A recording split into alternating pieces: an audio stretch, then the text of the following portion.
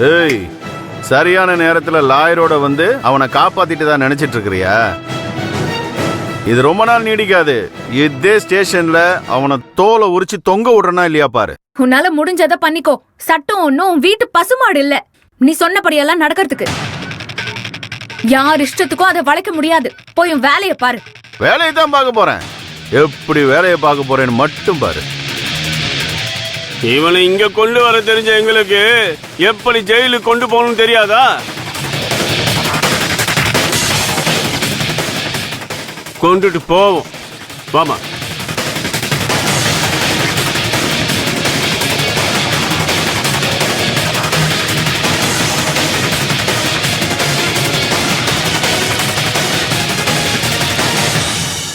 நீங்களே ஏன் நின்னுட்டு இருக்கீங்க? முதல்ல நீங்க வெளியே போங்க. எங்களை அடி வெளியே போக சொல்ற?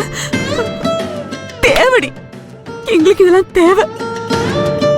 ரங்கா, அவ என்ன செய்வா? பாவம், அவ கடமை செஞ்சுக்கிட்டு இருக்கா. நர்மதா இருக்கா, வக்கீல கூட்டு வந்திருக்கா, எல்லாத்தையும் அவ பாத்துக்கிடுவா. நாம வெளியே போகலனா வெளியே போன கழிவறத மறுபடியும் உள்ள வந்துருவான். நாம போவோம். கதிர் தப்பு பண்ணல, உண்மை ஜெயிக்கும். எனக்கு நம்பிக்கை இருக்கு. வா போகலாம். கதிர், நீ பயப்படாதடா.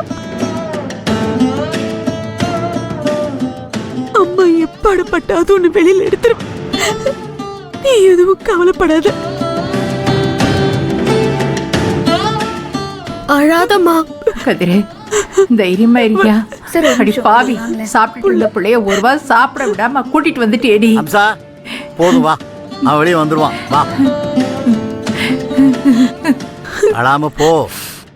கதிர், நீ எந்த தப்பும் பண்ணல. உனக்கு ஒன்னும் ஆகாதுடா. அம்மா உன்னை வெளியில கூட்டிட்டு வந்துருவேன்.